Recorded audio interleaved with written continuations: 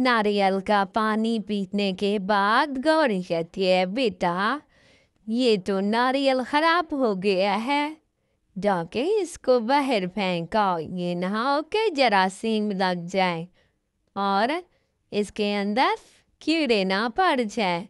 अच्छा मम्मा, जैसे आपकी मर्जी, मैं जाती हूँ, अभी बाहर फेंक आती हूँ।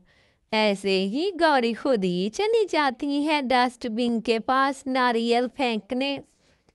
कुछ ही देर गुजरती है कि वहाँ पे कव्वी आ जाती है और नारियल को देख के खुश होती है, लेकिन जैसे ही देखती है थोड़ा सा खाने के बाद, ये तो बहुत खराब है, छी, गंदा, पता नहीं कौन फेंक के गया है। मैं समझी कि अच्छा है, लेकिन ये तो बहुत ही गंदा है। ऐसे ही नारियल को और परिंदे उठा के ले जाते हैं और एक छोटा सा कुकू उसको ले आता है और थोड़ा सा खाने के बाद कहता है, बाबा बाबा, आप ये नारियल खाएंगे? ये नारियल है भी थोड़ा सा गंदा, लेकिन आपकी तबीयत ठीक नहीं है। नहीं बेटा, इसको ना खाओ, ये ना हो कि तुम्हारी तबीयत खराब हो जाए। ऐसे ही छोटा सा कुकू उसको फेंक देता है और कुछ दिन बाद फिर गोको को भूख लगती है। उसका बाबा भी ठीक हो जाता है। बाबा बाबा, मुझे भूख लगी है, अब मैं कहाँ से खाना ले आऊं? मुझे तो बहुत भूख लगी है। बेटा, ये छोटे छोटे जो कीड़े पड़े हुए हैं, इनको तुम खा लो, तुम्हारी भूख मर जाएगी। ऐसे ही बहुत समय गुजरने के बाद कुकू गार से बाहर बैठा होता है और अपने बाबे का इंतजार कर रहा होता है। बाबा मेरे आए तो मैं पानी पीने के लिए तालाब के पास जाऊं, लेकिन उसे भूख लग जाती है। फिर वो कूड़ादान के पास जाता है, वहां पे कुछ ना कुछ ढूंढने की कोशिश करता है। कुकू, प्यारा सा छोटा सा कुकू, उसे वहां पे कुछ नहीं मिलता। बेचारा बड़ा दुखी हो जाता है और साथ ही तालाब के पास पानी पीने के लिए जाता है। जैसे पानी पीता है, उसकी तबीयत खराब होने लग जाती है। बचाओ बचाओ, मुझे क्या हो रहा है? मेरे पेट में दर्द हो रहा है, ओए, मेरे पेट में दर्द हो रहा है। बाबा बाबा, मेरे पेट में दर्द हो रहा है। बाबा किधर है आप?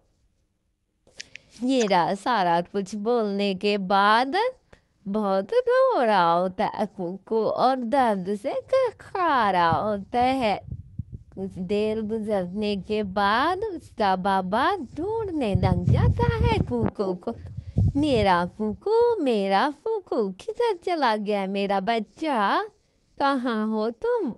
मैं तो तुम्हारे लिए खाना लेने गया था, लेकिन मुझे खाना भी नहीं मिला और तुम भी कहीं चले गए हो। किधर हो मेरे प्यारे कुकू? ऐसे ही बेचारा कौवा अपने कुकू को ढूंढने लग जाता है, कभी पहाड़ों के पास तो कभी नदी के पास। जैसे ही नदी बादल, मेरा कुकू क्या हो गया मेरे कुकू को? मेरा कुकू क्या हुआ तुम्हें? उठो तो सही। लेकिन उसका फूफू तो मर चुका होता है। उसको पेट में दर्द की वजह से शायद तालाब में गंदा पानी होता है और बेचारा कौवा अकेला तन्हा रह जाता है और रोता रहता है। इधर से गौरी आती है अपनी सहेली के पास। गौरी गौरी, क्या तुम मेरे अंडे के पास थोड़ी देर के लिए रुक जाओगी? मुझे कुछ काम है, काम करने के बाद मैं वापस आ जाऊंगी। चलो तुम्हारी मर्जी, लेकिन कोशिश करना जल्दी आ जाना। मेरा खुद भी बच्चा उधर अकेला है, मैं जाके उसका ख्याल रखूंगी। ऐसे ही गौरी की दोस्त खाने की तलाश में बाहर निकल पड़ती है। इधर गौरी को अपने फसल को देखना होता, जल्दी जल्दी मैं फसल देख लूं और उस अंधे के पास जाऊं। ये ना हो कि मेरी सहेली आ जाए तो नाराज हो जाए कि बताए बगैर एक तो मैं तुम्हें अपने बच्चे पास बिठा के गई थी और तुम बाहर निकले। जल्दी जल्दी मैं खेतों को देख लूं। ऐसे ही गौरी खेतों को देखने के बाद वहां से चली जाती है।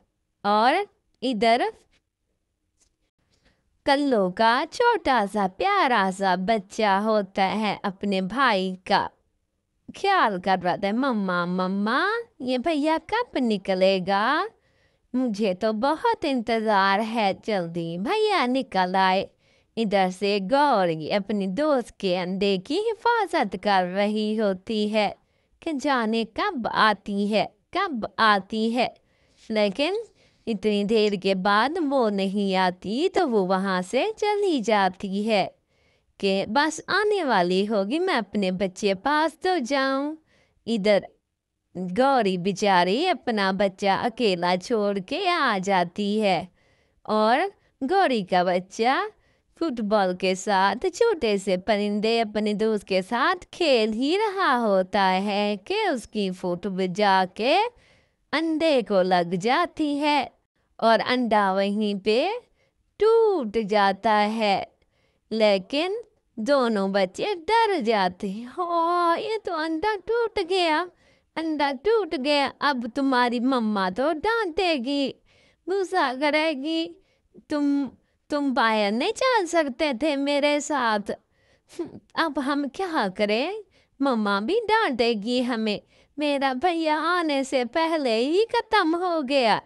इधर बेचारा कुकू भी डर जाता है और उसका दोस्त भी कि मम्मा डांटेगी। कुछ ही देर बाद कुकू को उसकी मम्मा लेने आती है।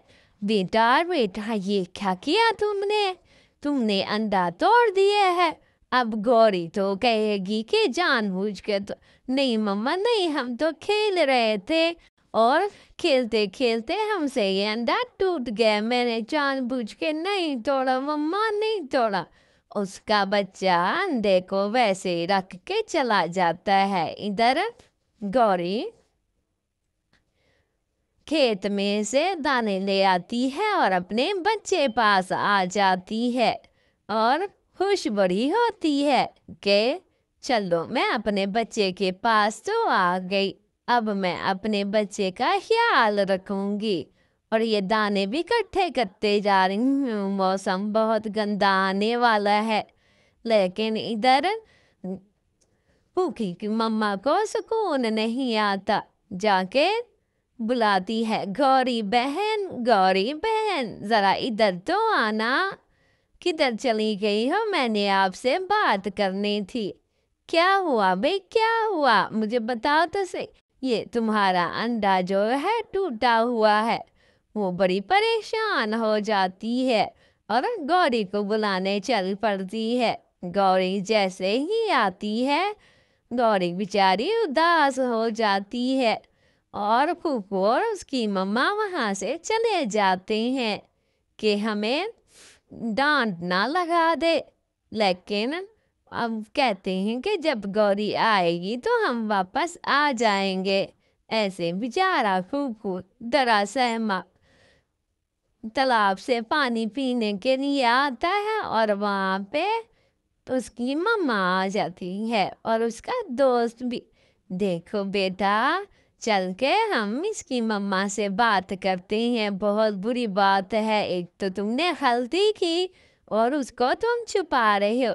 मम्मा ये मेरे अकेले की गलती नहीं है, ऐसे ही सारे आके माफी मांग। मम्मा हम दोनों खेल रहे थे फुटबॉल और खेलते खेलते हमारा भैया का डंडा टूट गया, हम दोनों की गलती नहीं, हमने जानबूझ के नहीं किया। गौरी बहुत अच्छी होती है, रहमदिल होती है और उनको माफ़ कर देती है। बच्चों, लेकिन आइंदा तुम लोगों ने ऐसी जगह पे शरारत नहीं करनी। तो बच्चे उनसे सॉरी करते हैं और वो उनको माफ़ कर देती है। बच्चे बड़े खुश होते हैं कि देखो, आखिरकार तुमने मेरे घर आके चोरी क्यों की है? बताओ तो सही ज़रा, क्यों की है तुमने चोरी? तुम्हें मैं क्या नहीं देती थी? खाने के लिए हर चीज़ देती और पहनने के लिए अच्छे अच्छे कपड़े देती। मुझे माफ़ करो, मुझे माफ़ ओए रानो, तुम्हें क्या हुआ है? क्यों माफ़ी मांग रही हो? ओए वो कहाँ गई? कहाँ गई? वो कहाँ गई? कौन कहाँ गई है? वो जो मुझे अभी मार रही थी। ऐसे ही गौरी अपने खेत में जाती है। वहाँ पे एक बहुत बड़ा पेड़ होता है अमरूद का, और रानो को बदला लेना होता है। कालू, क्या तुम मेरी नौकरी करोगे? तुम्हें खाने के लिए बहुत अच्छा दिया करूँगी और तुम्हारी हर तरह से मदद भी करूँगी। ये कह के गौरी उसको ले जाती है और इधर से रानो आ जाती है। मैं तो ज़रूर बदला लूँगी उससे। आखिर मुझे उसने इतना क्यों मारा? वो बहुत आग बगोला हुई पड़ी थी कि मैं बदला लेने के लिए कोई तरकीब सोचती हूँ। ऐसे ही गौरी के पीछे पड़ जाती है। अगले दिन फिर रानो जंगल में खड़ी सोच रही होती है। सोचते सोचते उसे तरकीब सोचते, इधर गौरी को कुछ पता नहीं होता। और गौरी के ओए, अगर तुमने गौरी के हाँ काम किया तो मैं तुम्हें इन डंडों से मारूंगी। याद रखना है तुमने, मैं बहुत मारूंगी। फाइन फाइन फाइन, मैं नहीं करूँगा काम, नहीं करूँगा काम। ऐसे रानो कल्लू को बहुत डराती है कि तुमने गौरी के यहाँ काम नहीं कर। इधर गौरी कल्लू को बुलाने आती है कि कल्लू, कितने दिन हो गए हैं तुम मेरे पास नहीं आए। ना मैडम साहबा, ना मैं नहीं आता आपके पास। ऐसे ही कल्लू दुकान के पास खड़ा होता है तो फिर दोबारा से गौरी उसे बुलाती है कि ये लो, तुम अपनी ज़रूरत की चीज़ें लो और ये सारे अंडे बेच के तुम अपनी दुकान भी खोलो और ज़रूरतमंद लोगों में भी तकसीम करना। लेकिन याद रहे कि ये बात तुमने किसी को नहीं बतानी। समझ आ गई है? ठीक है जी, ठीक है। ऐसे कह के कल्लू अपना सारा सामान छुपा आता है और इधर जंगल में गौरी बैठी होती है कि लूसी कबूतरी आ जाती है। गौरी गौरी, मेरे पास खाने को कुछ नहीं है। ऐसे ही फौरन से गौरी उसे खाने की प्लेट देती है कि ये लो और पेट भर के तुम खाना खाओ। जब भी तुम्हें ज़रूरत हो तो मेरे पास आ जाना। लूसी कबूतरी बड़ी खुश होती है और कुछ दिन ही गुजरते हैं कि जंगल में ये बात फैल जाती है। मैंने तुम्हें जो समझाया था कि गौरी की मदद नहीं करनी, उसकी नौकरी नहीं कर। नहीं नहीं, मैंने उसकी नौकरी छोड़ दी है, छोड़ दी है। मुझे बख्श दो, बख्श दो। क्यों उसके पीछे पड़ी हो? वो कितनी अच्छी और नेक है, तुम बिला वजह पड़ी हुई हो। ऐसे ही गौरी अपने पेड़ से कहती है, मुझे अमरूद और आलू चाहिए। ऐसे ही पेड़ उसका अमरूद और आलू उठा के देता है और पेड़ उसे कहता है कि किसी को नहीं बताना तुमने ये। तो गौरी कहती है, ठीक है, मैं किसी को भी नहीं बताऊंगी। लेकिन लोग आजकल मुझ पे शक करने लगे हैं।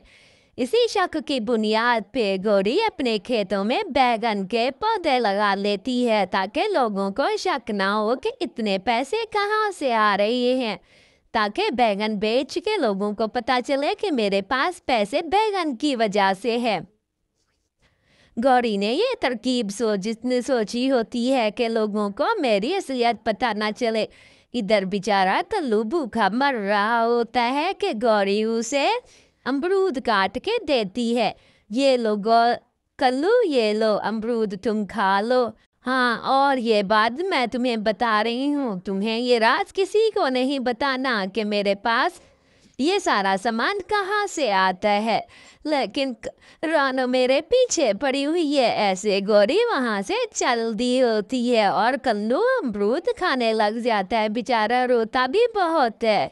इधर मिट्टू ने सारी बातें इन दोनों की सुन ली होती हैं और दरख्त से कहता है कि मुझे बहुत सारे पैसे चाहिए, जल्दी से मेरे पास पैसे आ जाएं और बहुत पैसे हों ताकि मैं कोई गाड़ी खरीद सकूं, घर खरीद सकूं और हाँ, लोगों को मैं तंग भी कर सकूं। ऐसे ही उसके पास बहुत सारे पैसे आ जाते हैं और मिट्टू बहुत खुश होता है। वाह भी वाह, ये जादू दरख्त तो बहुत ही कमाल है, कितना अच्छा है। अब तो मैं रोज आया करूँगा और इस जादू दरख्त से बहुत कुछ ले जाया करूँगा। लेकिन जादू दरख्त तो बस आखिरी दफा ही देने वाला था, उसके बाद तो उसने कभी भी नहीं देने थे। बहुत अरसे गुजर जाने के बाद कल्लू गौरी के पास आता है। सुने बहन, सुने जी, क्या कहना है? बहन बहन, वो मिट्टू को जादू दरख्त के बारे में पता चल गया है। अब वो हर किसी को बताता फिर रहा है। मुझे लगता है कि अब जादू दरख्त आपको कुछ नहीं देगा, आपके लिए उसके पास अब कुछ नहीं है। हाँ, उसको ये सारे कुछ कैसे पता चला? मुझे लगता है जब आप मुझे समझा रही थे तब पता चला। अच्छा चलो, कोई बात नहीं है, तुम ये सामान लो और दूसरे जंगल चले जाओ। ऐसे ही कल्लू अब थैला सामानों का भरता है और वो दूसरे जंगल जाने ही लगता है कि वहाँ पे उसको मिट्टू मिल जाता है और मिट्टू कहता है, अरे किधर जा रहे हो कल्लू? ये जंगल छोड़ के जा रहे हो क्या? हाँ भाई हाँ, जा रहा हूँ। और वो जो गौरी की अफवाहें थी, हाँ सही थी। ऐसे ही मिट्टू वहाँ पे कुछ और फरमाइश करने आता है कि गौरी आ जाती है। गौरी उसे बहुत समझाती है कि तुमने बहुत गलत किया है, अगर तुम्हें पता चल गया था तो किसी को ना बताते। ऐसे ही कल्लू मिट्टू में आपस में लड़ाई हो जाती है। बेचारा कल्लू बिला वजह की मार खा लेता है और बचाओ बचाओ बचाओ करता रहता है, लेकिन कोई उसको बचाने वाला नहीं होता। बहुत देर मार खाने के बाद आखिरकार वहाँ से कल्लू भाग जाता है और दरख्त से जाके दोनों माफ़ी मांगते हैं। ए दरख्त जादुई दरख्त, हमें माफ़ कर दो, हमें माफ़ कर दो। आइंदा हम ऐसी गलती नहीं करेंगे और अब हम मेहनत से खाएंगे। और गौरी का कोई कसूर नहीं है, उसने हमें नहीं बताया था, हमने तो चुप के सारी बातें सुन ली थी। गौरी को माफ़ करो। ऐसे ही कल्लू प्रॉमिस करता है कि इस दरख्त को अब मैं पानी भर भर के डाला करूँगा, उसकी खिदमत किया करूँगा। आखिरकार उसने हमारा बुरे वक्त में साथ दिया है। ऐसे ही कल्लू अपनी माफ़ी मांगने के लिए दरख्त को बहुत पानी डालता है। हर रोज़ उसे पानी देता है कि कभी ना कभी कहीं ना कहीं टाइम पे जादू दरख्त हमें कुछ ना कुछ दे दे। लेकिन जादू दरख्त कहाँ उनको देने वाला